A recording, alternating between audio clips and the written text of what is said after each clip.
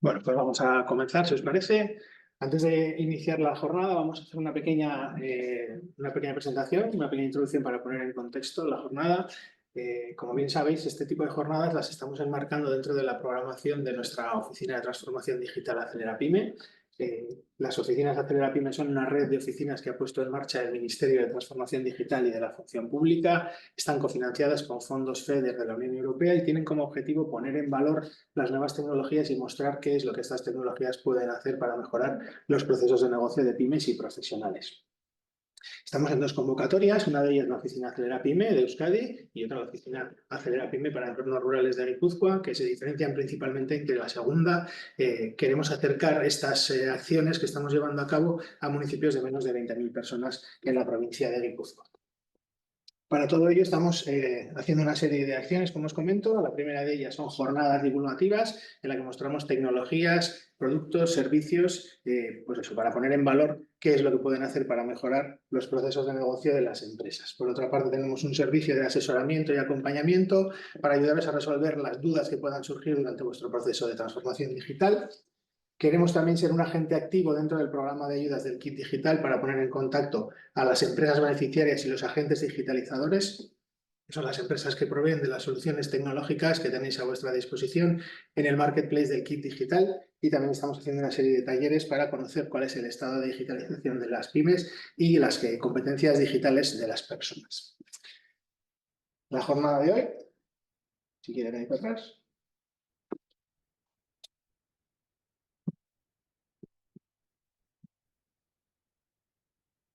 Ahora sí. Para la jornada de hoy tenemos con nosotros a Mario Picó, que es responsable de Festo en Guipúzcoa, y vamos a hablar sobre eficiencia energética en instalaciones industriales de neumática y automatización. Me comentaba Mario que podéis lanzarnos las preguntas por el chat e incluso os abriremos el micro a medida que vayan surgiendo para que podáis interactuar con él y que la sesión sea un poquito más dinámica, ¿vale? Así que nada, Mario, te cedo la palabra, te pongo tu presentación y todo tuyo. Muy bien, gracias. Bueno, pues buenos días. Yo, como ha dicho Iñaki, soy Mario Picó, el responsable de Festo en Guipúzcoa. Festo, por si no os conocéis, una breve introducción. Nació hace unos 100 años en Alemania, trabajando con herramientas para madera. Poco a poco, con el nacimiento de la neumática, fueron desarrollándose en el campo de la producción de componentes de neumática para la industria. Después también nació Festool, que hace herramientas, se dividieron y fue Festo Pneumatic durante mucho tiempo, porque era la esencia de nuestro negocio.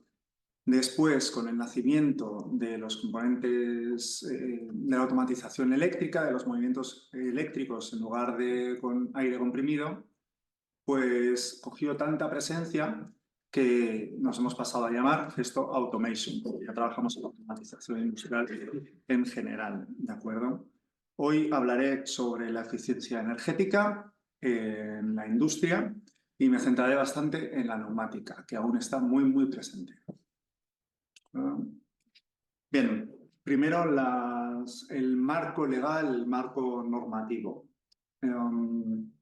Muchas veces a los fabricantes de componentes para automatización industrial como nosotros se nos piden componentes que cumplan con normativas, por confusión muchas veces, que cumplan con normativas que son responsabilidad del fabricante o del usuario de la máquina, ¿de acuerdo? Por eso destaco, las empresas son las que tienen que actuar. Es como si a nosotros nos piden que un cilindro cumpla con la normativa CE que se aplica a la máquina. Las normas de gestión energética de una planta corresponden al usuario de la planta y al responsable de la planta. Y bueno, ya sabéis que hay disposiciones legales desde la Unión Europea hasta más abajo, normas que se pueden aplicar y que pueden ser o no de obligado cumplimiento. También hay otros requisitos al respecto, como anécdota, para que os hagáis a la idea. Yo estuve hace poco en una reunión con los responsables a nivel global de ciertas empresas sobre descarbonización y nos decían que hay grandes fabricantes del sector de la automoción que ya no están aceptando trabajar con proveedores o podemos ser nosotros en Festo, que no cumplan con una cierta huella de carbono limitada.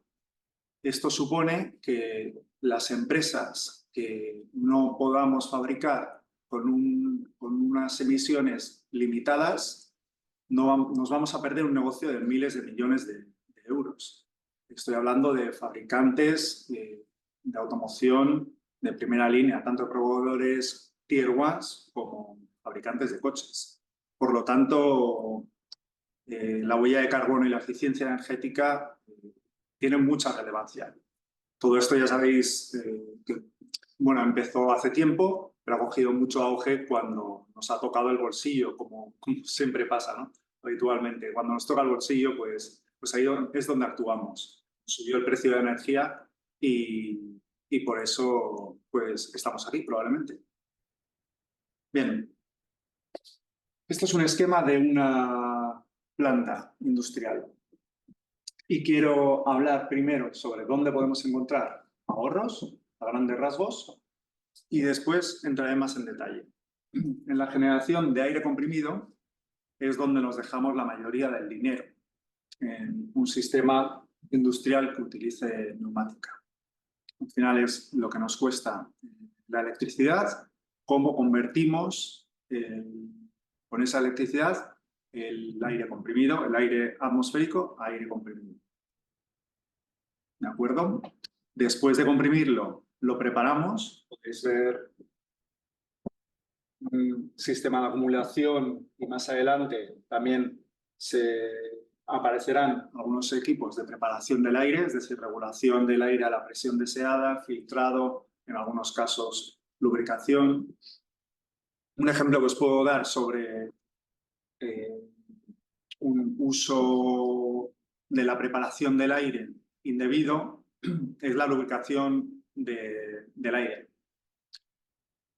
El aire comprimido antes se lubricaba mucho porque los elementos neumáticos, los elementos que iban a utilizar este aire comprimido, necesitaban esa lubricación. Desde hace tiempo, los elementos neumáticos, sean válvulas o sean cilindros neumáticos, tienen lubricación de por vida. Al menos en Festo la tienen.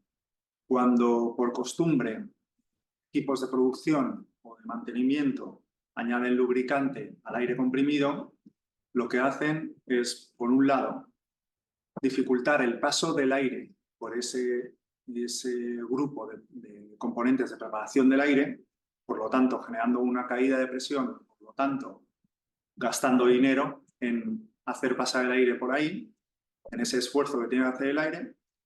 Y por otro lado, cuando pasa el aire comprimido con esa lubricación en él, retira la lubricación de por vida de nuestras válvulas o nuestros cilindros. Al retirarla, ya haces a los equipos dependientes del aire comprimido con lubricación. Lo que nos ocupa es la eficiencia energética, pero daré algunas pinceladas sobre eficiencia en general y sobre cómo no gastar dinero en componentes que se podría evitar su deterioro, porque al final eso también implica un coste para el usuario. Luego entramos un poco más en detalle. En la parte de la distribución está el coger el aire desde la generación del aire comprimido y enviarlo allí a donde lo necesitamos. Y finalmente están las aplicaciones, ahí donde estamos usando el aire. Vientos de neumática, soplados, generación de vacío para coger con ventosas piezas. Otros ejemplos que os puedo dar y que luego ahondaremos, pero para que tengáis una introducción, serían las pérdidas de presión en la distribución de aire con válvulas mal dimensionadas o un excesivo número de válvulas, ahí donde no hace falta. Reducciones de sección. El caso habitual suele ser que se echa un tubo de un diámetro 16, por ejemplo, en algún momento se reduce a un tubo de 8 o de 6 y después se le vuelve a poner un tubo de diámetro 16 como si eso subsanara el haber reducido la sección del paso de aire. No lo hace. Es verdad que el aire va a llegar, pero le va a costar más. todo lo que sea ponerle dificultades al aire en la distribución va a suponer que a nosotros en la parte de la generación de aire nos exija pedirle más esfuerzo al compresor. Y en las aplicaciones, pues una forma fácil de ahorrar dinero ahorrando aire comprimido es reduciendo la presión necesaria para trabajar.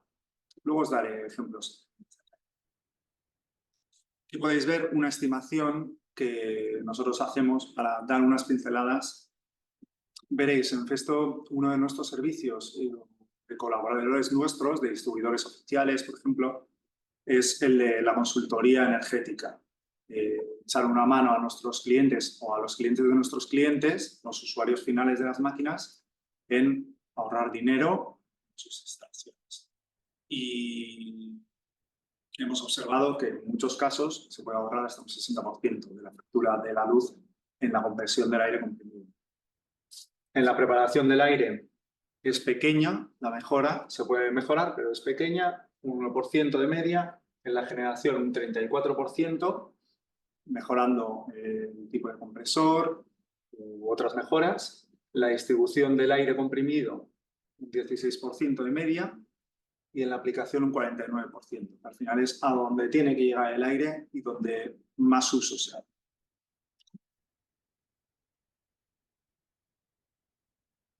Aquí os doy unas pinceladas para que nos hagamos una idea del coste del aire comprimido en la parte de la generación de aire. ¿Recordáis?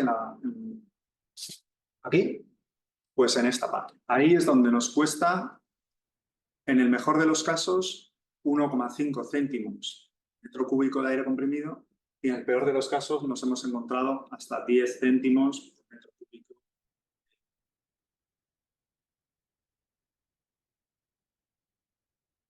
Una sugerencia es utilizar compresores de tornillo de control variable, que se pueden adaptar a la demanda del aire comprimido. En lugar de que sea encendido o apagado, que tenga unos puntos intermedios de consumo de energía.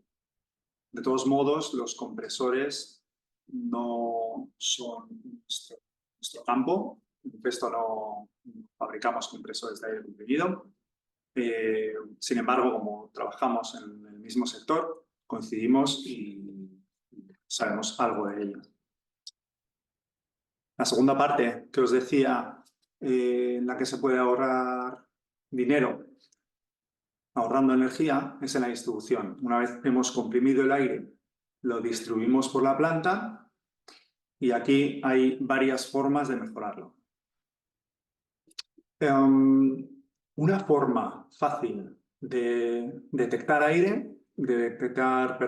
pérdidas de energía es cuando la planta no está trabajando, no está produciendo, pero tenemos aire comprimido en el circuito y oímos ese ligero, es decir, unas fugas, como un movimiento de aire, una salida, un poco como cuando en la colchoneta de la playa vieja le hemos hinchado y se oye cómo sale el aire, pues así. Estos serían las pequeñas fugas que podemos tener. En todas las instalaciones neumáticas, si no se hace el mantenimiento adecuado, o aunque se haga, francamente, con el tiempo aparecerán fugas. Ya puede ser en acoplamientos, en tubos, en muchas partes. Y hay que estar atento a esto. Parte de la consultoría que muchas entidades en nuestro sector hacen y hacemos es detectar las fugas de aire, porque es lo más fácil para subsanar. A veces solo cambiar un tubo que cuesta unos pocos euros, que ha sido cortado en alguna ocasión, en algún momento sin querer, y directamente ya ahorramos esa pérdida de aire comprimido.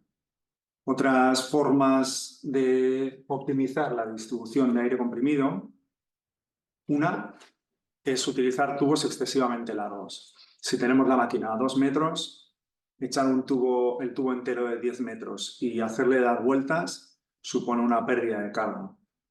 Las personas que habéis estudiado fluidomecánica habéis aprendido, habéis oído este término de la pérdida de carga, que también está gráficamente mostrado aquí.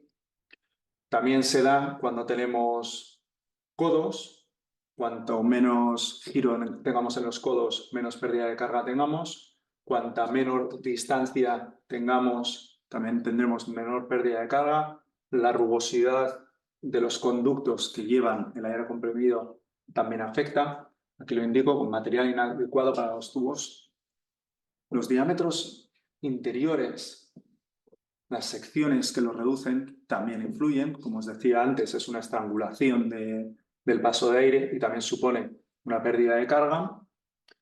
Los sifones, las válvulas, todo esto suponen pérdidas de carga, suponen esfuerzos adicionales para el aire comprimido llegar hasta la máquina, a donde lo queremos. Entonces, en la medida de lo posible, hay que evitarlo. Estas flechas simbolizan la pérdida de carga. Podemos tener un caudal y una presión elevada ahí al inicio de la línea de distribución y al final que haya caído poco a poco.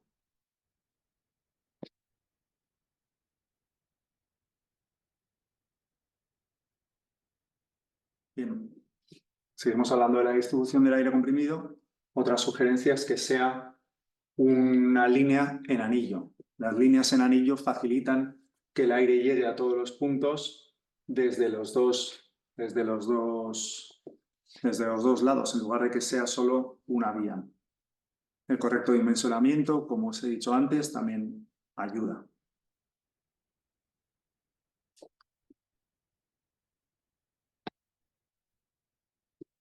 La calidad del aire comprimido se determina en la preparación, se determina, mejor dicho, en el diseño de la máquina. Es muy importante que quien diseña la máquina o quien la compra esté en contacto con los responsables de la línea neumática. Ahora os explico por qué.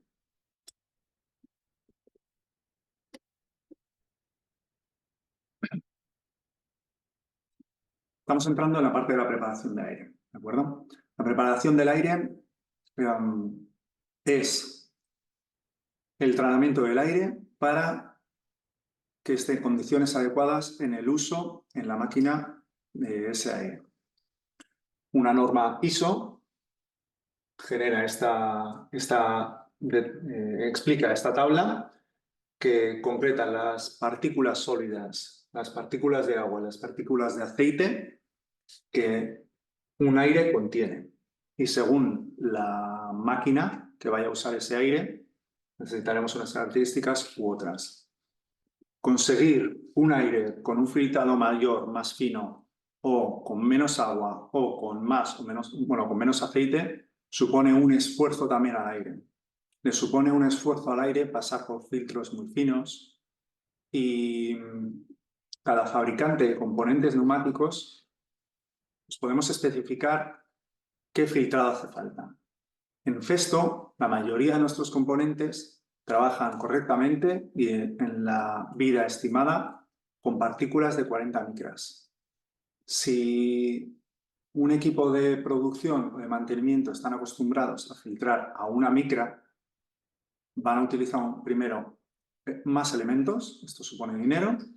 Segundo, filtros más finos que le van a pedir al aire que pase haciendo un esfuerzo, es decir, generando una pérdida de carga. Y los filtros finos, también como los filtros de la aspiradora, por ejemplo, se acolmatan, se saturan. Y cuanto más fino sea, se satura antes. Por lo tanto, pidiendo al generador de aire comprimido más esfuerzo y más aire para que pase por ese filtro que está acolmatado, que está saturado. Por lo tanto, gastando más dinero y más energía en esa generación del aire.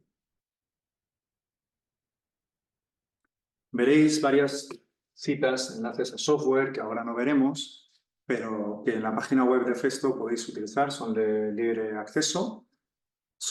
Tenemos un montón de herramientas de software que se pueden utilizar para calcular qué filtros hace falta para llegar a qué características, qué tubos hace falta para alcanzar en la máquina qué presión y caudal, tenemos un montón de herramientas. Os invito a echarle un vistazo cuando queráis. Mira, aquí tenemos un ejemplo del coste del aire comprimido y el coste de las fugas.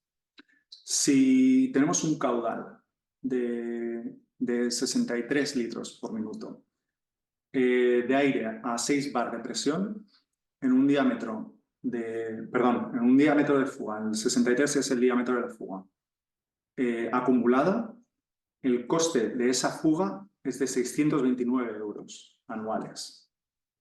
Esto es una planta media tirando a pequeña. Puede parecer un diámetro de una fuga 63 milímetros muy grande, pero en una instalación de tamaño medio, en la que podamos tener pues, pasos de aire de entrada de 1 pulgada, por ejemplo, no es que tenga que ser un diámetro, una sola fuga de ese tamaño, sino acumulada de 1 milímetro aquí, otro milímetro aquí, otro milímetro aquí. Ahora os voy a hacer un resumen de otras sugerencias, porque obviamente hay un montón de sugerencias que podemos hacer, que os puedo dar un resumen de sugerencias para mejorar la eficiencia energética en un cilindro, en un circuito neumático, con algunas pinceladas sobre los movimientos eléctricos también. El primero es la reducción de la fricción. Una aproximación es que podemos esperar un 15% de eficiencia energética. Es habitual que cuando instalamos una máquina, las guías y los elementos en movimiento, por ejemplo, si pensamos en un movimiento guiado neumático, pues es habitual que funcione suave y funcione perfecto. Si no se le hace el correcto mantenimiento, esas guías poco a poco van a ir cogiendo suciedad, van a ir perdiendo la lubricación, si es que no están lubricadas de por vida, o si la lubricación se le ha retirado, por ejemplo, poniéndole de forma incorrecta lubricante al aire comprimido, y esa fricción va a ir aumentando. Por lo tanto, nos va a ir exigiendo más aire comprimido para hacer ese movimiento. Si tenemos cuidado de mantener bien estos equipos, ahorraremos bastante dinero. Tengo una sugerencia, el minicarro de GSL, pero puede ser cualquier otro equipo de otro fabricante. La sugerencia es utilizar equipos que en lugar de guías de fricción, por ejemplo, o de casquillos, utilicen rodamientos de bolas, que tienen una fricción mucho menor. Otra sugerencia para evitar el aumento de la fricción en los equipos, en los componentes en movimiento, es una correcta protección de la suciedad que suele haber en algunas fábricas, o incluso trabajar con aire comprimido a presión dentro de los equipos. En algunas guías se puede poner una conexión de aire comprimido en la carcasa de la guía que envuelve la guía, y eso hace que dentro del elemento haya un aire a presión que mantiene la suciedad fuera, evita que se introduzca. Otro es el uso de economizadores de aire. Luego os hablaré un poco más en detalle con un ejemplo de generadores de vacío que tienen tienen funciones para ahorrar aire. Pero básicamente es que cuando estamos generando vacío para que una ventosa sujete una pieza, un caso muy habitual, muy visual, es el de sujetar con ventosas una luna de un coche. Si esa ventosa no está absorbiendo, que deje de generar vacío, que deje de hacer ese trabajo, si no está sujetando la luna. Otro importante es la selección de los componentes adecuados. Esto puede parecer una obviedad por muchos motivos, por no poner algo demasiado grande, pero es que a lo que me refiero aquí en concreto es a no invertir energía en sujetar piezas. Imaginaos que un cilindro tiene que elevar una compuerta o un eje de correas con un motor eléctrico. Al elevar la compuerta, podemos hacer dos cosas. Se puede quedar el cilindro extendido con el aire a presión alimentando esa cámara que hace esa fuerza, o en el caso eléctrico puede estar el motor en tensión haciendo fuerza para mantener la puerta elevada, o se podría instalar, en el caso neumático, un cartucho de bloqueo del vástago, de forma que quitándole el aire comprimido a ese vástago, a ese cartucho, se cierre una especie de freno de tambor, se cierre una pinza, se cierre sobre el vástago, con muelle, y ya no tienes que alimentar de aire comprimido esa puerta. En el caso eléctrico sería parecido. Los motores, tal y como nosotros al menos lo diseñamos, pero en el mercado hay muchos motores con frenos incorporados, llevan un freno como si fuera un freno de tambor, que su estado natural es cerrado. Se le quita la tensión, se cierra el freno, bloquea el sistema mecánico del eje con el motor eléctrico y ya no hay que utilizar energía para mantener la puerta en salida. No estaríamos gastando energía, pero también sería un recurso de seguridad. Si se cayera la tensión eléctrica o si se cayera la presión de aire comprimido en ese circuito, justo cuando alguien está pasando, poniendo la mano en esa compuerta, se cerraría y puede causar un accidente. Os recuerdo que en cualquier momento podéis poner cualquier pregunta en el chat o pedir que os abra en el micro para interrumpirme y hacemos un poco de charla sobre la duda que tengáis, ¿de acuerdo? Bien, reducción de peso. Obviamente, mover más peso supone más energía. Siguiente, regulación eficiente del bucle abierto y cerrado. Esto se aplica mucho en los movimientos eléctricos. Si tenemos un eje cartesiano, un conjunto de ejes, un cartesiano, un pórtico manipulador de estos de 3 ejes que cogen con una pieza, con una pinza una pieza, la desplazan a otro punto. Es habitual que cuando lo estamos dimensionando, alguien hable de la velocidad a la que quiere ir. Vamos, pues yo he calculado que quiero que la pinza se mueva a 2 metros por segundo. Y puede ser, y es habitual, que los programadores busquen alcanzar esos 2 metros por segundo lo antes posible. Vale, un acelerón súper fuerte coge 2 metros por segundo, luego una frenada súper fuerte, se para, otra vez acelerón a 2 metros por segundo, y esa es la regulación del bucle abierto y cerrado. Bucle abierto y cerrado en cuanto al control de la velocidad y la aceleración. El esfuerzo que tiene que hacer un motor y después, obviamente, la parte mecánica para acelerarse hasta esa velocidad y después frenarse es grande, es un coste de energía elevado. También nos va a costar dinero, más dinero, ese motor y ese conjunto mecánico, ya sea bolsillo con o sin reductor, nos va a costar mucho más dinero que si podemos hacer una rampa de aceleración más suave, que igual incluso la velocidad máxima sea mayor de los 2 metros por segundo que el cliente te ha sugerido, pero alcancemos el tiempo, porque al final suele ser una cuestión de tiempo, de yo quiero que esta pinza o esta pieza se mueva de aquí a aquí en un segundo. Sí. Podemos conseguir con una buena regulación, una buena programación, que se utilicen elementos más pequeños, más económicos y que consuman menos energía. Otra sería el dimensionamiento adecuado. Es habitual que una ingeniería que está diseñando una máquina para una planta se quiera cubrir las espaldas diciendo, bueno, podría poner un cilindro de tamaño 32, pero pongo uno de 40 por si acaso. Probablemente funcione, pero el tamaño de la cámara de un cilindro neumático de 40 es mayor que el cilindro de 32. Por lo tanto, hay que generar más aire comprimido para el de 40 que el de 32, por lo tanto, más gasto. La reducción del nivel de presión.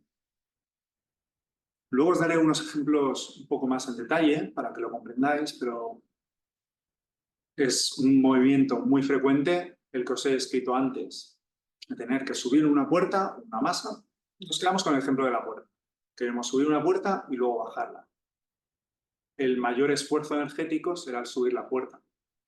Y sin embargo, muchas veces ponemos aire a la misma presión para bajar la puerta y le estrangulamos la salida del aire, y al bajar la puerta no necesita hacer fuerza, no necesita el aire a presión a 6 bar muchas veces. Si le bajamos la presión, estaremos ahorrando energía ahí, por lo tanto, dinero. Ya hemos hablado de la reducción de fugas. La tensión de desconexión también es importante. ¿Por qué tener algo activado cuando no lo estamos utilizando? Luego hablaré de unos equipos que hacen eso de forma automática. La reducción de la longitud de los tubos es también mencionado junto a la reducción de fugas. Y la reducción de la pérdida de presión, también cuando hemos hablado de la distribución del aire. Bien, importante, lo que no se mide no se puede mejorar. Esta es una frase que mi compañero Jaume Arán atribuye a Lord Kelvin en 1883, hace ya tiempo. Lo que no se define no se puede medir, lo que no se mide no se puede mejorar, lo que no se mejora se degrada siempre. En las plantas de producción hay siempre un responsable de mantenimiento por esto, porque lo que no se mejora se degrada y hay que arreglarlo y hay que mantener la producción. Y si podemos medir cómo está trabajando esa planta, pues así podemos medir qué se degrada, dónde se nos va el dinero, dónde se nos va la energía. Una primera pincelada para, antes de introducirnos un poco más en detalle. Esto es un grupo de entrada de aire, de preparación de aire. Os he dicho antes, tiene ahí una válvula de corte eléctrico que cierra el corte, el paso de aire más adelante y despresuriza más adelante el aire. Un filtro, un sensor de presión después, estoy leyendo de izquierda a derecha. Después también otro sistema diferente de regulación de la presión. Otro sensor de presión diferencial para el filtro. ¿Recordáis cómo os he dicho antes que cuando un filtro, como el filtro de la aspiradora, empieza a coger suciedad, suciedad, suciedad, le cuesta más pasar al aire? Pues tenemos también sensores de presión diferencial que miden a la entrada y a la salida cuánto está cayendo el aire, de forma que podemos tener una señal que vaya al PLC y que dé un aviso al responsable de mantenimiento para que le avise, oye, se está llenando el filtro, como si la aspiradora nos avisa, oye, tienes que vaciar el filtro de la aspiradora. Pues aquí igual, oye, se está llenando el filtro, cámbialo, no cuesta mucho, imaginaos que igual 50 o 100 euros, lo cambias y te ahorras que el generador de aire comprimido esté trabajando gastando un montón de dinero y energía y dinero. Y un sensor de caudal para la supervisión del consumo. Estos elementos son estándar. Como veis, tienen una forma parecida porque son modulares. Tanto nosotros como otros fabricantes lo hacemos así para que en función de cuáles sean las necesidades de un cliente, de una máquina, de una línea de producción, puedas utilizar los elementos necesarios.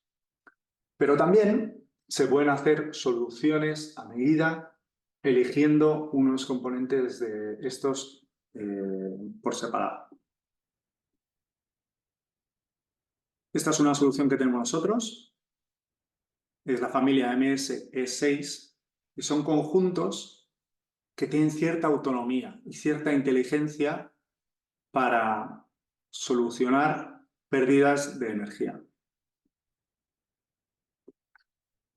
Voy a avanzar un poco porque pienso que con este vídeo lo veréis mejor.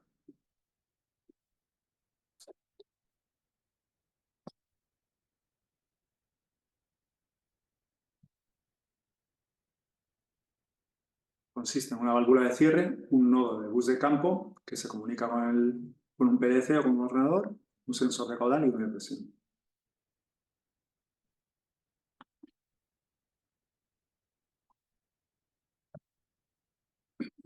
Esta es una gráfica del consumo de aire comprimido, según lo está midiendo nuestro equipo. Veis que ahí se ha parado. El consumo debería ser cero, porque la máquina no está trabajando, pero no lo es porque suele haber fugas. Entonces, este equipo lo que hace es detecta la fuga, da la señal de mantenimiento necesario y corta la alimentación. Otra ventaja es que toda esta información de la presión y el caudal de aire, es decir, el consumo, la puede enviar a la persona que la necesite para, normalmente el responsable del suministro eléctrico o un responsable en eficiencia energética, que cada vez hay más en la industria. Ahora os voy a explicar un poco más en detalle lo que ha pasado y lo que ha hecho este equipo. Primero, ¿en qué consiste este equipo? Luego tenemos otros modelos que son parecidos. Esto es una válvula de cierre eléctrica automatizada. Entra aire por aquí, permite el paso de aire. Este equipo lee la presión y el caudal de aire que está pasando y se puede comunicar por bus de campo con el PLC y eso lo sube a la nube, lo envía a una base de datos, a cualquier ordenador, industrial o no. ¿De acuerdo? Esta válvula lo que puede hacer es descargar o bloquear el paso de aire. Entra el aire, esto es lo que sucede y de aquí va a la máquina, como veíamos antes la máquina que estaba moviendo las piezas. Bien. Esta es la gráfica, un ejemplo de la gráfica que puede estar generando este equipo. El caudal en eje Y y el tiempo en el eje X. Está funcionando, la máquina está utilizando el aire comprimido, entonces vemos las oscilaciones. Sube la presión, el cilindro se mueve, utiliza ese aire, cae un poco la presión y así está trabajando. Pero de repente se para la producción.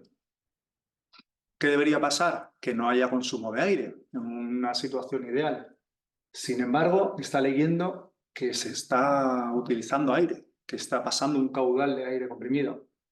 Entonces, entra en modo stand-by. Como ya ha detectado que está habiendo una fuga de aire, bloquea la salida de aire. Y al bloquearlo, el consumo de aire es cero, por lo tanto, el consumo de energía y pérdida de energía es cero.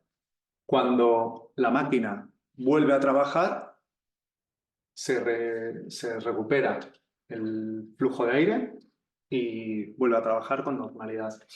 Abajo lo podemos ver también con la presión. Claro, perdón, antes he hablado de presión aquí, que cae. Bueno, caudal y presión irían un poco de la mano, ¿de acuerdo? Como os he dicho, aquí es donde se detectaría la fuga. Y en verde podemos ver dónde sería el ahorro energético. Como os he dicho antes, son elementos modulares, son soluciones que están hechas con componentes de catálogo nuestro. Tiene la parte de la comunicación y algo de software, que es una herramienta adicional que facilita la lectura de estos datos. Y esta es una solución pues parecida. Distintos módulos se pueden aplicar a flujos de aire mayores y menores y se pueden combinar con otros elementos también.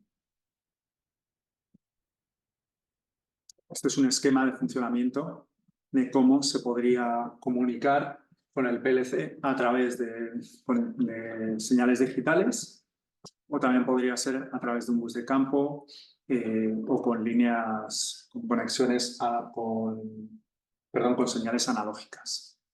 Es una pregunta, Mario. Muy bien. Nos pregunta Gregory, buenos días, me parece muy interesante y muy necesario para la industria. Tengo una pregunta. ¿La comunicación de sus productos es solo a través de una plataforma específica o facilitan el protocolo para integrarlo en la plataforma que el cliente desee? Es una buena pregunta. Tenemos ambas. Tenemos plataformas con el software de Festo para la comunicación de estos datos, pero también, por un lado, con señales versátiles como las analógicas o las digitales, se le puede programar para que dé una señal digital de cuando se ha cortado la alimentación. Aquí. La detección de la fuga, señal digital. Y se manda a cualquier plataforma o que el caudal y la presión, ambos se estén comunicando con una señal analógica. De modo que cualquier tarjeta de señales digitales o analógicas de cualquier proveedor, en cualquier PLC, pueda recibir esa señal. Luego tenemos... sí, luego dentro. Tenemos un software que lee toda esta información y la grafica. Eso tendría que ir por nuestro propio bus de campo. Bueno, bus de campo, por nuestro propio sistema. Pero al final Festo estamos metidos estamos en todo el mundo, trabajamos con máquinas en las que están todas las marcas de PLCs, colaboramos con un montón de otros proveedores y competidores en la industria, entonces necesitamos ser versátiles. Así que mi respuesta es que sí, se puede trabajar con otros buses de campo y sistemas de comunicación. ¿Te he respondido con esta pregunta? Pues poner en el chat. Sí. Iñaki está atendiendo el chat, así que podéis escribir cualquier cosa nos la comentáis y yo se la paso a Mario y como os comentaba incluso podemos abrir el micro para que podáis interactuar mejor con él y preguntar cualquier cosa. Os comenta que sí, que muchas gracias. De acuerdo. Nada, a ti por la pregunta.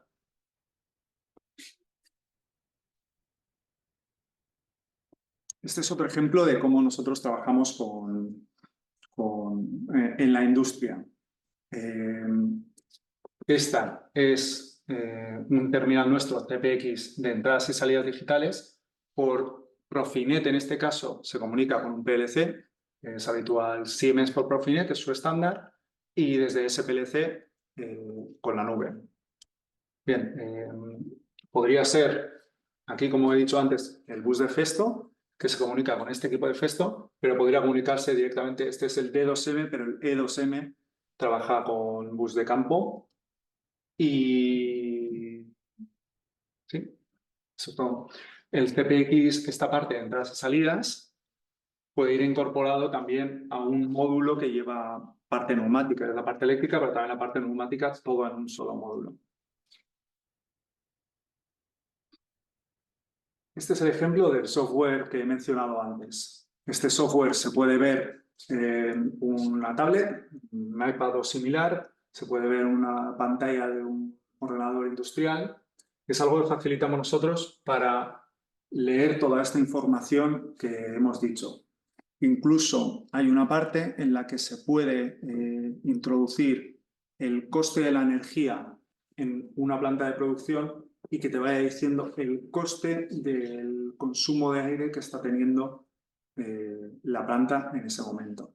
¿De acuerdo? Aquí podemos ver, aquí abajo a la izquierda, la presión, el caudal, la gráfica en el tiempo. Aquí, visualmente, el responsable de producción, de mantenimiento, la persona que le corresponda, puede ver esto que os he dicho antes de cuando la producción está parada y hay un caudal de aire, que se podría ver en un sensor de caudal con una pantalla digital. Acercándonos a la máquina, el sensor y lo vemos, pero también podríamos tenerlo descentralizado y podría alguien desde su oficina estar viéndolo aquí y preguntarse, espera un momento, ¿por qué si la producción está parada estamos consumiendo 50 litros de aire comprimido por minuto? Y así se podría vigilar. Como os he dicho antes, los equipos de eficiencia energética que he mencionado están hechos con elementos estándar, nuestros de catálogo, y son modulares. Se pueden montar en diferentes grupos de preparación de aire o se pueden montar de forma individual, solo para una máquina. Si algún responsable de eficiencia energética se está preguntando esta máquina cuánto está consumiendo de aire, porque nuestro compresor es viejo, nuestro compresor no es eficiente y gasta, como os decía antes, 10 céntimos de euro por metro cúbico, igual en esta máquina nos compensa quitar esos cilindros neumáticos y instalar unos ejes eléctricos, por ejemplo. Pues con un pequeño caudalímetro podemos ver cuánto aire está consumiendo esa máquina y valorarlo. Si en una empresa quieren hacer una reforma, por ejemplo, de una máquina, este tipo de información es muy valiosa. Además, estos equipos, coger solo un caudalímetro suelto es más económico que pues, todo el equipo de eficiencia energética. Es una solución diferente.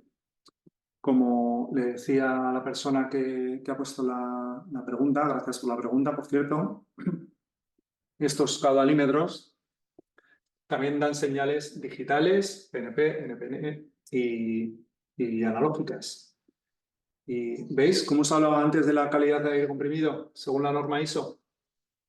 Aire comprimido, el medio, que nuestros equipos requieren, es en calidad 744.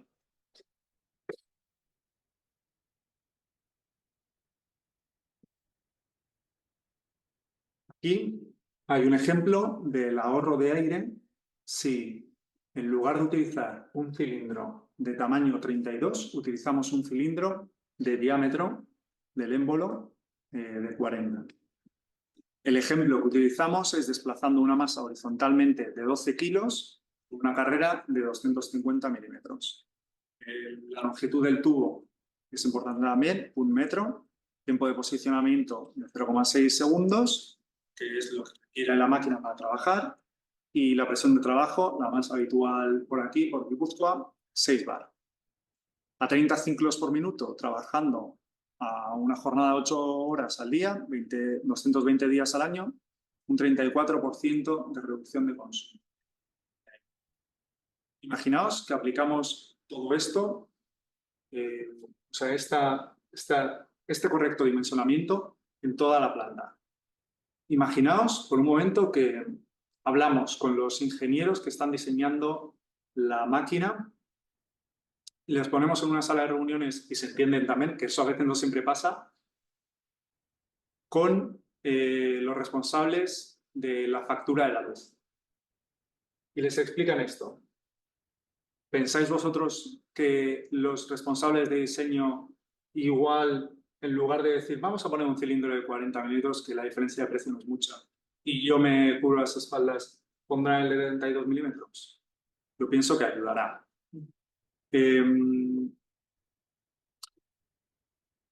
Vuelvo a lo que os había dicho antes. Hay otras entidades online también que pueden ofrecer ayudas. En Festo hay una parte que pone ingeniería, herramientas, software, y ahí le puedes poner estos datos. Necesito mover 12 kilos en 0,6 segundos y en una carrera de 250 milímetros. Y que te diga qué cilindro necesitas. Pocas veces es utilizado y ayuda. Perdón. Aquí están los enlaces, que ahora no entraremos, podéis entrar cuando queráis en la página web. Mario, una Sí. preguntita antes. Claro. Nos comenta Javier, para disponer de ese dashboard, ¿qué componentes de hardware y software de Festo son necesarios? ¿Bus de Festo, IO-Link o similar? ¿Plataforma en la nube de Festo para la gestión de datos? ¿Con la historia del nombre para buscar en vuestra web me vale? Vale.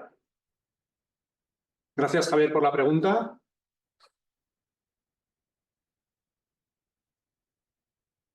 Repíteme la última frase, por favor. Sí, nos pregunta qué componentes de hardware y software nos hacen falta. Si es necesario el bus de Festo, el IO-Link o similar, una plataforma en la nube para la gestión de los datos, entonces que con listar y dar el nombre para buscarlo en vuestra web que es suficiente.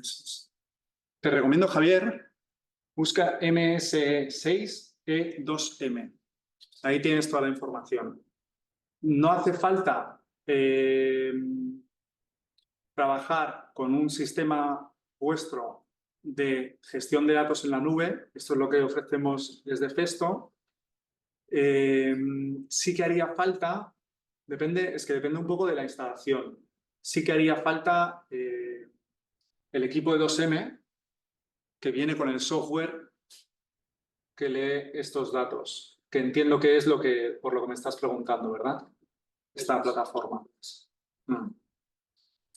sí que haría falta el equipo de 2M que haga toda la lectura y luego depende del PLC y la comunicación que se pueda hacer, que tengamos que poner desde Festo este tipo de comunicación o no. ¿De acuerdo? Vale, y luego nos ha levantado la mano Thierry, así que le vamos a abrir el micro. Claro, ¿Vale? adelante.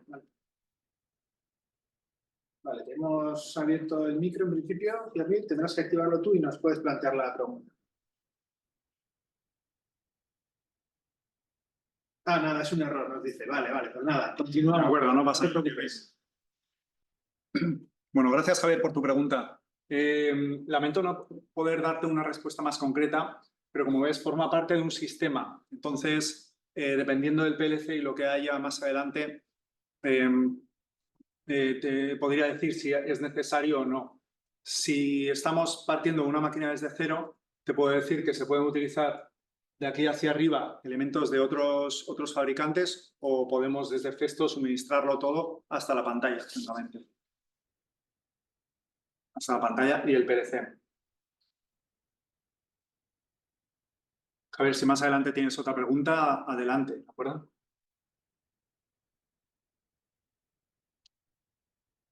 Bien, el ejemplo que os decía antes, reducir la presión. ¿Para qué hacer fuerza con 3 bar de presión con 6 bar cuando podemos hacer ese mismo movimiento con 3?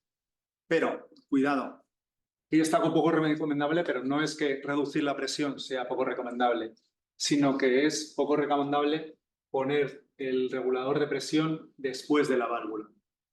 Por varios motivos.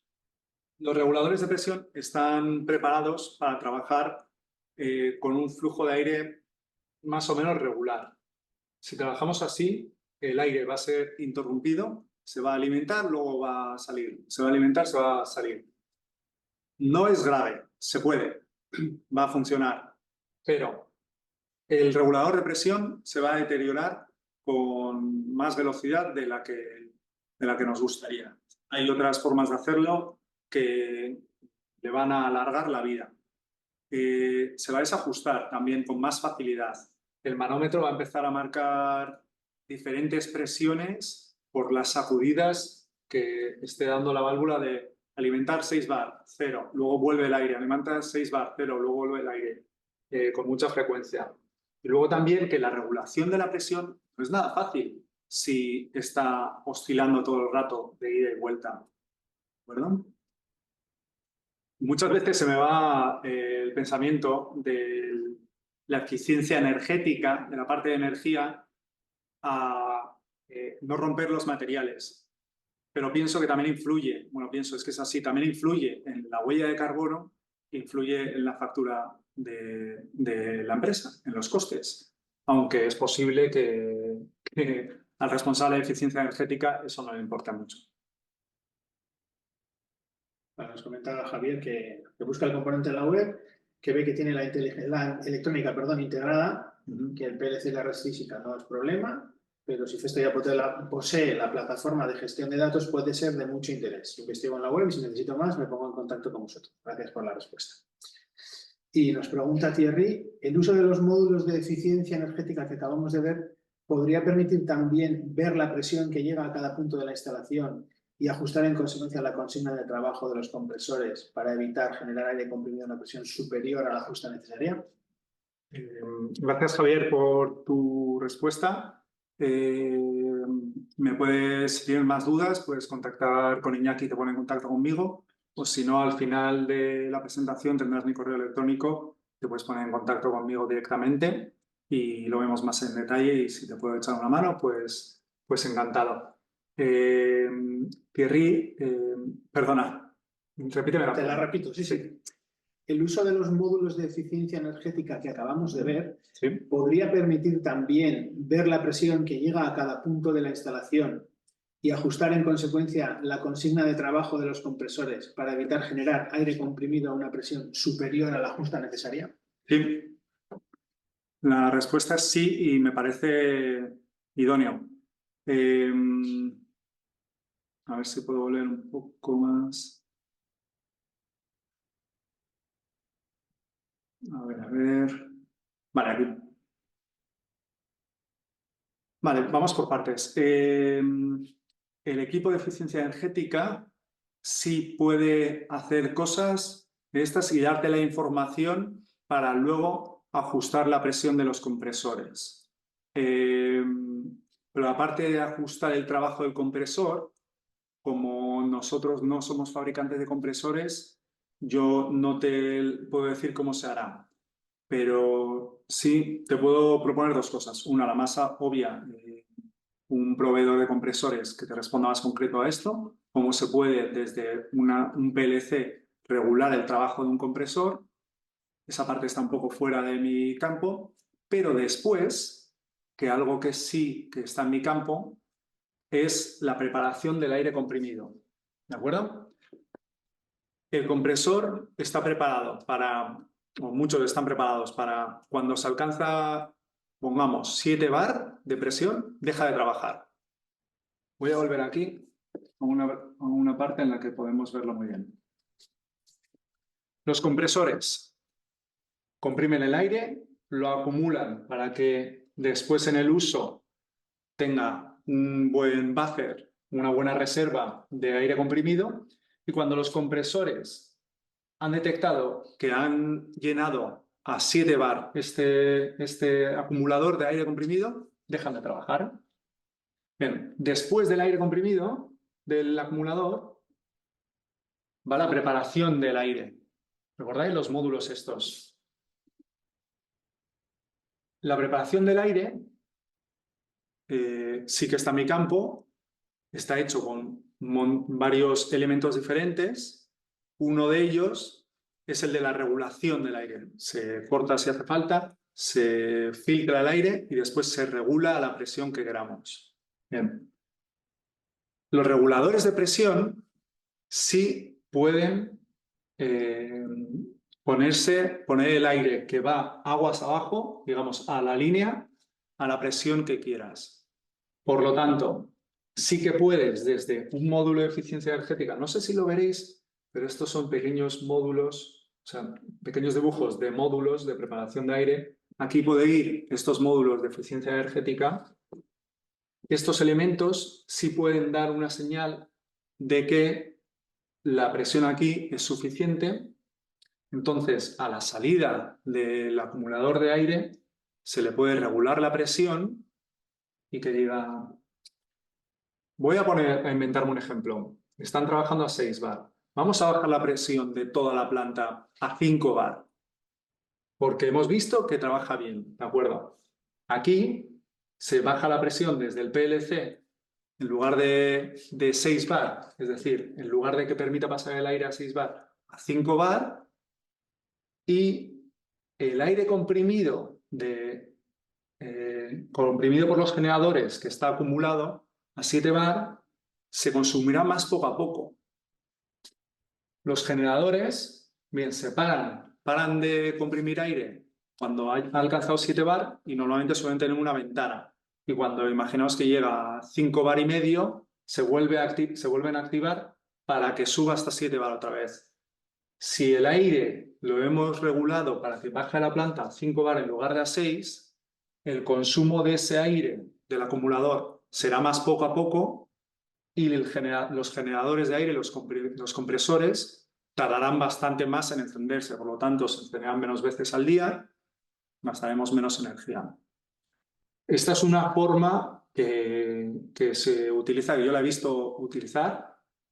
No sé si los fabricantes de compresores tienen sistemas inteligentes para decirles, comunicarse con ellos. Pero desde luego sí que se pueden utilizar nuestros elementos de eficiencia energética y nuestros sensores de presión para medir la presión en las máquinas y que digan a qué presión quiero tener el aire a la salida de la sala de compresores. ¿Te respondo a tu pregunta así, Thierry? Sí, nos comenta también que, por ejemplo, a veces la presión de producción viene marcada por las necesidades de unos equipos concretos conectados a la red de distribución de aire comprimido. Si vemos con la información de los módulos de eficiencia energética que no funcionan estos equipos, entonces podríamos rebajar la presión de producción. Sí, estoy de acuerdo. Estoy de acuerdo, sí, sí. O incluso yo veo habitualmente que sea más económico, en lugar de generar el aire a una presión elevada, que se utilice un multiplicador de presión en una aplicación concreta, en una pequeña máquina concreta. Lo he visto cuando no hay sitio para poner un cilindro de un émbolo mayor y se compra un multiplicador de presión que está en torno a los 500, 1000 euros, depende del tamaño, muchas cosas, pero que no es demasiado caro y se aumenta la presión de trabajo en esa parte, en esa célula, y no en toda la línea, generando mucho más costes, que las fugas sean mayores. Muy interesante, nos dice. Pues muchas gracias, Henry. Gracias por tu pregunta. Continúo. Estamos hablando sobre reducir la presión. Esto es un ejemplo de un regulador de presión incorporado a una válvula. E incluso el regulador de presión se puede seleccionar que esté en una salida o en otra. En este caso, hacemos una comparación entre, ¿recordáis el ejemplo que os he dicho? De que sea un movimiento a 6 bar y el otro, aunque no necesite a 6 bar, que es lo habitual, porque un ingeniero de diseño de una máquina dice, ¿para qué voy a aumentar el precio de la máquina poniéndole más reguladores de presión? Porque, ¿por qué voy a poner más elementos si a mí la factura de energía de la sala de compresores en la negociación del precio de la máquina no va a estar ese dato, no va a ser un elemento para la venta de la máquina? Y en cambio, la cantidad de elementos, de componentes que suben el precio de la máquina sí va a estar ahí presente en esa negociación. Pues si en el equipo de compras de esa máquina estuviera la persona responsable de pagar la factura de la luz, le pediría, ponme un regulador de presión para que los movimientos neumáticos que no sea necesario hacer a 6 bar, los hagamos a 3 bar, y en este ejemplo pasaríamos de un coste energético de 754 euros a un coste energético de 600 euros. Con esa diferencia de precio, con esos 150 euros, os aseguro de que se compran bastantes reguladores de presión, ¿de acuerdo? Y en un año es amortizado y los siguientes, pues sería un ahorro, además de pues lo que hemos hablado antes, de la huella de carbono, de la producción de esa planta. Un 20% de ahorro. Ahondamos un poco más en la reducción de la presión cuando no sea necesario. Otra forma de hacerlo es, una vez la que os he dicho antes, ¿de acuerdo? Ya la válvula lleva regulador de presión incorporado y eso funciona porque es una solución que hemos diseñado nosotros, expertos en neumática. Si en un circuito neumático decidimos, oye, yo ya tengo esto, voy a comprar un regulador de presión pequeño para incorporarlo y así me ahorro ese aire en uno de los movimientos. Entonces, se incorpora el regulador de presión y sería necesario poner una presión de pilotaje en las válvulas. La presión de pilotaje es el aire comprimido que ayuda a la válvula a conmutar. ¿De acuerdo? Las válvulas, si veis sus especificaciones técnicas, muchas veces aparece presión de trabajo mínima X, 2,5, 3 bar.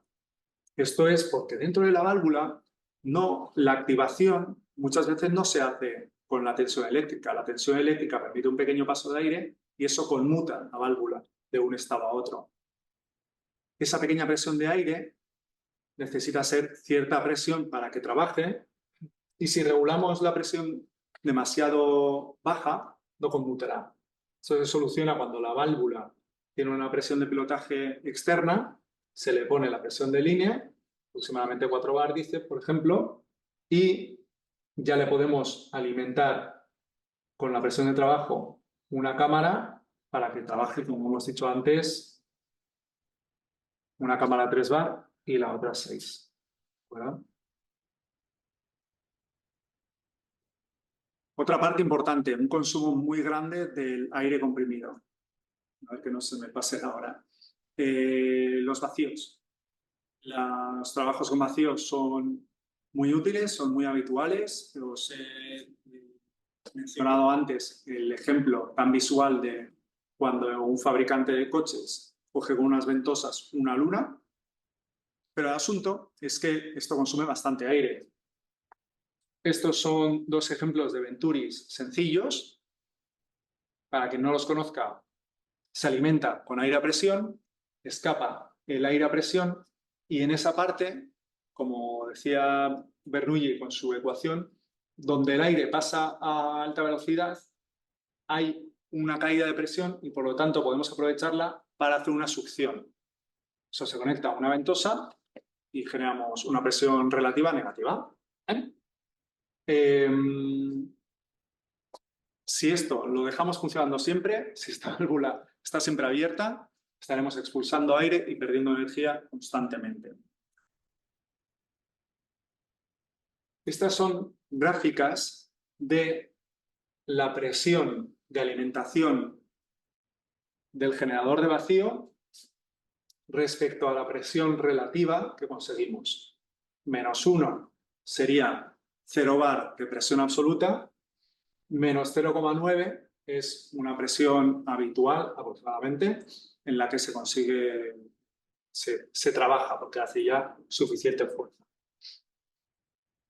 Y aquí podemos observar cómo la diferencia de caída de presión, es decir, de fuerza con la que una ventosa puede sujetar una pieza, entre si alimentamos a 6 bar o si alimentamos a 4 bar, es mínima. Sí que a partir de 1 bar, 2 bar, 3 bar, hasta 4 aproximadamente, hay un incremento lineal de la fuerza de sujeción que conseguiríamos con la ventosa, pero a partir de 4 o 4,5 bar no merece alimentar con aire a mayor presión. Aquí tenemos gráfico también del funcionamiento de esa ventosa, pero en lugar de con la presión que conseguimos o el vacío relativo que conseguimos dentro de la ventosa, el caudal. ¿De acuerdo? Porque al final la ventosa estará absorbiendo aire. Y esto es importante. Y esto en las oficinas técnicas de diseño de máquinas sí lo conocen bastante mejor. Pongamos que quiero sujetar esta pantalla con una ventosa. Esta pantalla probablemente sea bastante poco rugosa. Entonces, cuando le ponemos la ventosa delante y generamos un vacío, fácilmente se va a agarrar, va a caer la presión dentro de la ventosa y por diferencia de presión entre el exterior y el interior de la ventosa va a sujetar la tensión. Es el principio que hace que se sujete una superficie contra la ventosa. La velocidad a la que se genera esa caída de presión dentro de la ventosa y ese diferencial de presión se consigue con la absorción del aire. Si esta superficie, si yo quisiera, en lugar de sujetar esta superficie de la pantalla, quisiera sujetar pues algo como la pared, por ejemplo, la pared es rugosa, o un tablero de madera. Un tablero de madera es mucho más poroso y rugoso y entra mucho más aire. En esos casos sí es necesario, para mantener esa diferencia de presión entre el interior de la ventosa y el exterior, que haya un caudal elevado. Si no es el caso, podemos poner una presión más reducida y ahorrar energía y dinero. Vemos aquí un cálculo. 26 litros por minuto que podemos consumir a 6 bar y 22 litros por minuto a 4,3 bar. Y conseguimos más o menos la misma fuerza de succión. Un poco menos de caudal, pero bueno, de unos 28 litros por minuto.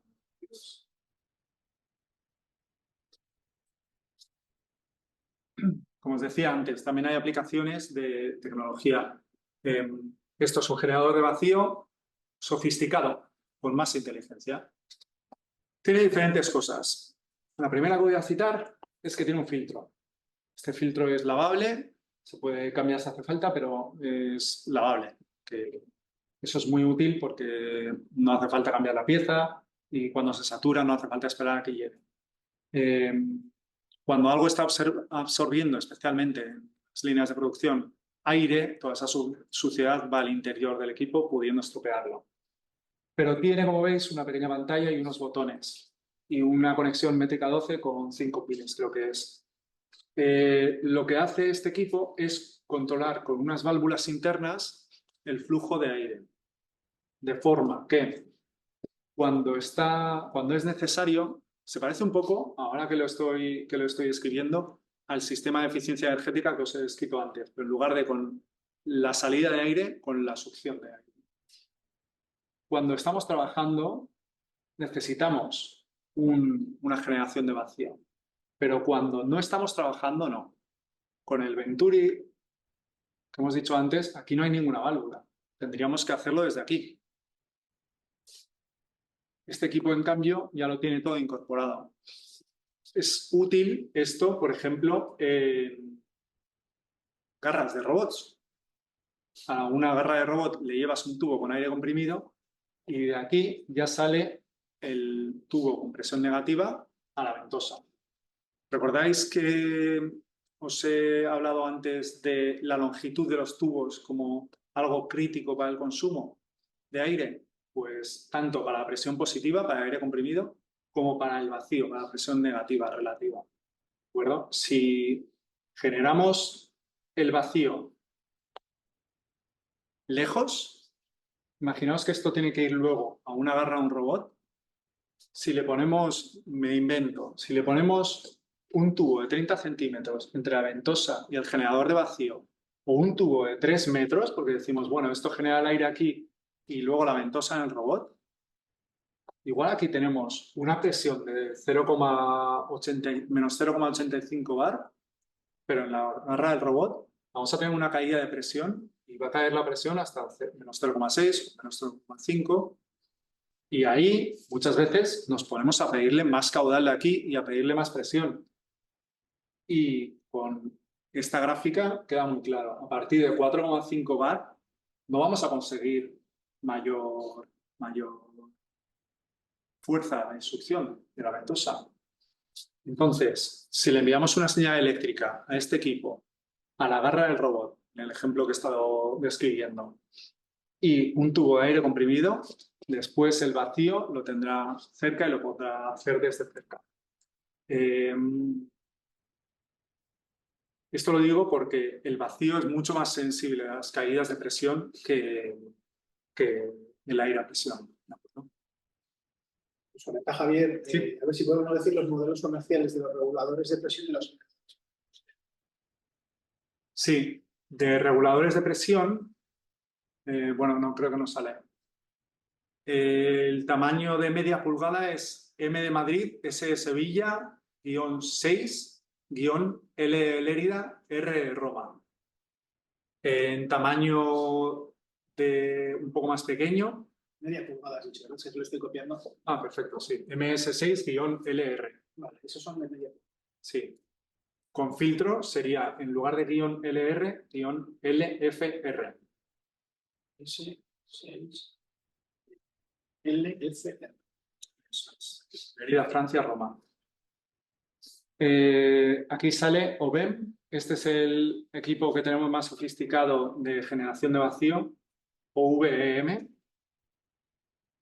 Hay con distintas configuraciones, distintas comunicaciones, con IO-Link, señales digitales y analógicas de entrada y de salida, porque también tiene sensores de vacío. Para saber todo esto y cómo trabajar, tiene esos sensores de vacío que te puede dar el vacío con una señal analógica para decirte en qué punto está, o puede darte solo una señal digital que te diga, ha alcanzado el vacío necesario, puedo mover la pieza. De todos modos, Javier, como veo que tienes interés, al final dejaré mi diapositiva, puedes poner mi correo si quieres ese contacto. Sí. El conexionado neumático forma parte de la distribución de aire. 4 notas. tenemos dos roscas en los racores, la cónica y la cilíndrica. La cónica tiene la versatilidad de encajar en roscas tanto cilíndricas como cónicas hembra, pero tiene que llevar teflón. Entonces, para empezar, cuando las roscas no sabes hasta qué punto, no llega hasta el tope, hasta el final de la rosca, entonces no sabes del todo si se ha sellado. Depende también de la buena aplicación de teflón para que esté bien sellada y no haya fugas. Y cuando la has enroscado una vez, no puedes sacar, desmontarla y volver a ponerla. Tienes que, al desmontarla, reaplicar el teflón. Las roscas cilíndricas, en cambio, llevan una junta y esa rosca llega hasta el final y queda estanca. También una recomendación, esto poca gente lo hace, pero es muy útil, es utilizar herramientas para cortar el tubo correctamente. Muchas veces pues, se corta con un cúter o con unos alicates o algo así, quedando las secciones mal cortadas. Esta es la sección de una conexión rápida del tubo neumático. Y si aquí dentro entra un pedazo de tubo con aristas, con imperfecciones, puede que la junta de labios, que es lo que genera la estanqueidad, se estropee o que incluso ni siquiera haga una estanqueidad adecuada. Nos comentan a ver si luego les podemos enviar la presentación. Sí, que te dejen el correo electrónico y se la enviamos. Bien, aire de soplado y barrido. Esta es una parte en la que se consume mucho aire porque es directamente expulsar el aire comprimido. A veces se pone solo el tubo abierto y eso es como si en casa, en el grifo de la cocina, tuviéramos solo el tubo de salida.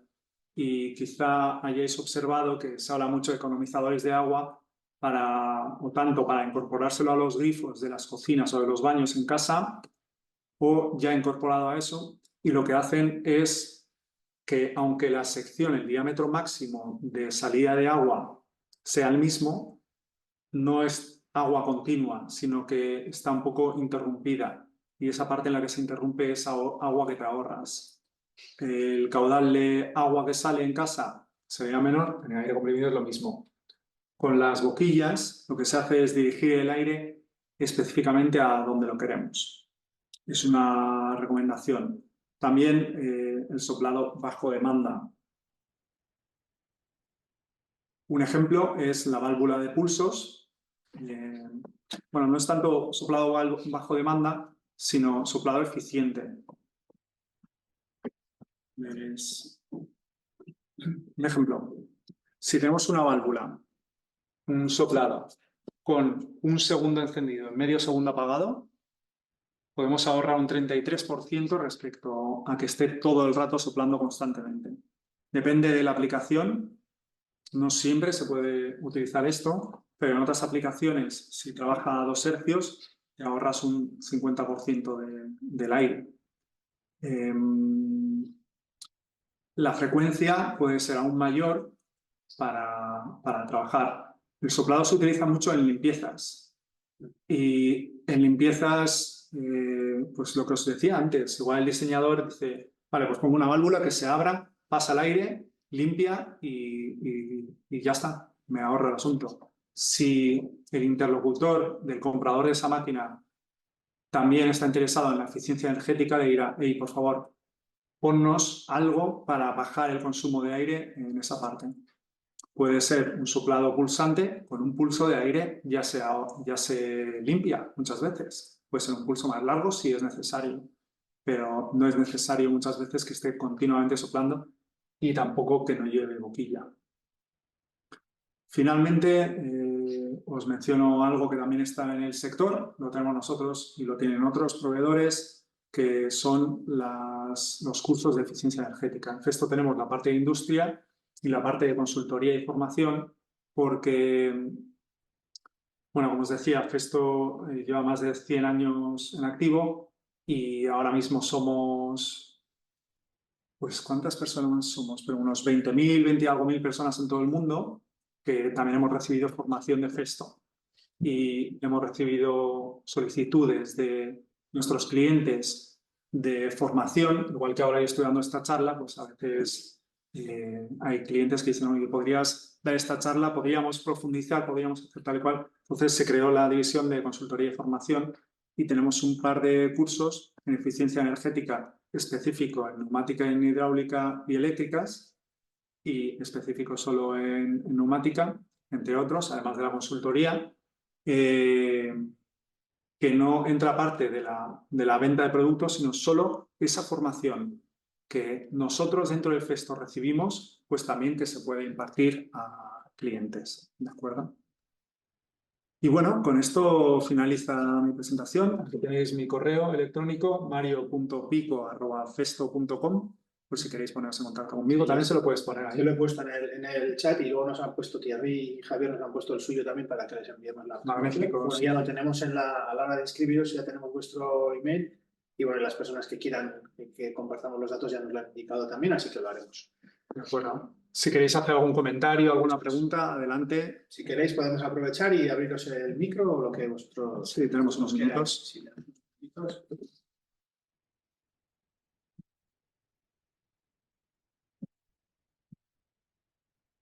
Están ahí calladitos de momento. Sí, ningún problema. Vale, pues nada, como tenemos ya los datos de contacto de unos y otros, pues ya nos pondremos a todos en contacto para que podáis, pues bueno, que te planteen las dudas de manera pues igual más personalizada. Claro. Ah, están tratando de hablar. Espera, Gregory, que espera, que te tengo que abrir yo. Un segundito, ¿eh? Te abro el...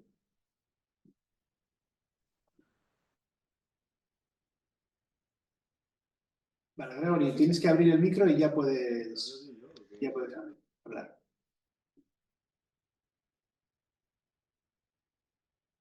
Hola, ¿qué tal? Buenos días. Hola, buenos días. Mi nombre es Gregory Franco, soy ingeniero eléctrico, trabajo en IMOINSA como técnico de soporte al producto. Y estoy muy interesado en el tema porque personalmente estoy diseñando una aplicación de gestión de mantenimiento. Y según pude ver, Mario explicó claramente que uno de los puntos más importantes en todo el esquema de monitorización es el mantenimiento. Y por tanto considero que aplica mucho a lo que estoy desarrollando. Entonces, mi pregunta sería enfocada a la gestión del mantenimiento y claramente la anterior fue por el tema de protocolo de comunicación. Ahora bien, ¿ustedes como fabricantes tienen algún tipo de plan de mantenimiento, de gestión de mantenimiento o de, digamos, de parámetros de estándares que puedan dar o podamos crear una curva digamos, de desarrollo para el tema del seguimiento de mantenimiento? ¿Qué es correcto, qué no es correcto? Si depende del fabricante o si ustedes también lo tienen integrado en su plataforma. Gracias por tu pregunta, Gregory. Sí, tenemos, me parece que te puedo responder con dos partes. Una, para el hardware, para los productos que nosotros suministramos para cada máquina. Un ejemplo, un equipo de preparación de aire, de filtrado, después unas válvulas con su comunicación de bus de campo y después el cilindro neumático. Para cada uno de estos elementos tenemos recomendaciones de mantenimiento. Por ejemplo, como te he dicho, como os he explicado antes, para las válvulas y para el cilindro, pues necesitan un aire a una presión con una calidad, una sustitución quizá de unas juntas cada X kilómetros o X ciclos, y el filtro del grupo de preparación de aire tiene distintas formas. Una es, como os he señalado en un momento de la presentación, una señal digital que diga, que avise, hey, hay que cambiar el filtro, que está lleno de suciedad. Y otra es una recomendación más económico, el filtro es más económico, sin elementos electrónicos, pero una recomendación que desde el fabricante os podemos dar para cambiar el filtro cada cierto periodo. Eso por un lado. Y luego tenemos por otro lado un software que hemos diseñado nosotros que se llama las Smartainers. Festo desde hace ya 4 o 5 años tenemos a una empresa en nuestro grupo de inteligencia artificial y con ellos desarrollamos, se llama Risolto, que es una empresa escandinava. Desarrollamos un software en el que se recoge información de la máquina, sensores de caudal, sensores de presión, o sensores más simples, como sensores digitales del movimiento de un cilindro, los que se usan para saber que el cilindro ha llegado a su fin de carrera. Pues coge toda esa información, este software, y te dice cuándo hay que hacer el mantenimiento de forma preventiva. Porque vemos igual que el aire está cayendo dentro de la máquina. Por lo tanto, o bien hay fugas antes, o bien los filtros están llenos de suciedad. Varios motivos puede haber. O puedes ver que un cilindro se está desplazando de forma más lenta. Entonces te avisa, este cilindro se está desplazando de forma más lenta. Hacer mantenimiento. Entonces, estas dos soluciones ahora mismo se me ocurren para responder a tu pregunta. ¿Qué te parece? Nos ha puesto su email para que le enviásemos por correo. Le he comentado que si quiere enviarte su consulta directamente, pues claro, sí. Más concreta que lo. Sí, muy bien. Sí, con esto que te he indicado, Gregory, puedes decirme, de acuerdo, pues esto es lo que me podría solucionar, y te doy algo más de información o te lo explico para que lo puedas. Sí, espera, que le voy a abrir el micro que nos comenta. Abre si quieres el micrófono, Gregory. Sí, hola, ¿me escuchan? Sí. Perfecto. Mira, gracias, muchas gracias. Realmente va muy con el enfoque que tengo. Lo que no comenté es que es un proyecto de TFM que estoy realizando como Vale. final de máster de TFM, de mi máster en energías renovables, y me interesa sobremanera este tipo de información, porque mi plataforma, que me pregunta Javier el nombre, por tema de confidencialidad no lo puedo dar todavía porque no lo he registrado. Pero sí te puedo decir que es una plataforma, una aplicación web y digital para el tema de móviles, tablet y demás, que las personas pueden llevar métricas de todo ese tipo de, digamos, de mediciones que tú has comentado.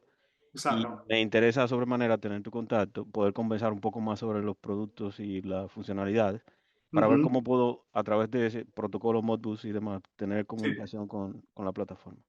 Vale, Así muy que bien. me Sí, sí. gustaría sobremanera, ya como un tema de adicional de ayuda a lo que están haciendo para el tema de mi proyecto. Sí, sí, claro, yo encantado. Estamos en contacto. Gracias. Vale, nos comenta Javier, a ver si podemos escribir el nombre del software de mantenimiento de Festo. Sí, es Smart como inteligente, Tenance. Smart Tenance, creo que es así. Vale. Y luego pues nos comenta Thierry, esta formación centrada en el uso del aire comprimido más que en su producción me resulta muy interesante y complementa muy bien las formaciones que suelen dar los fabricantes de compresores. En efecto, antes de pensar en una producción eficiente hay que pensar en el uso eficiente del aire comprimido, pero en la práctica los clientes solo suelen mirar la eficiencia de su producción. Sí, sí, mi experiencia es la misma, que se mire más por el retorno de dinero rápido de a ver cuántas piezas podemos fabricar en un año, y se mire menos en cuánta energía nos va a costar fabricar esas piezas. Como os decía antes, se está poniendo, si ya me pongo un poco más informal, se está poniendo serio el asunto de la eficiencia energética.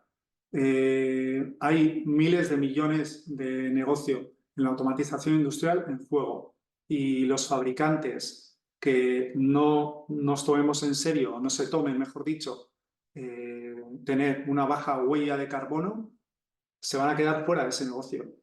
Y esto no es una predicción, es que esto me lo dijeron clientes nuestros y me lo han dicho compañeros nuestros que me han señalado, en estos clientes no van a poder vender porque nosotros sí estamos entrando ahí. Como veis, nos lo estamos tomando muy en serio desde hace bastante tiempo, afortunadamente, y ya estamos preparados, pero otros proveedores no van a poder vender porque no cumplen con los requerimientos de huella de carbono que esos compradores exigen.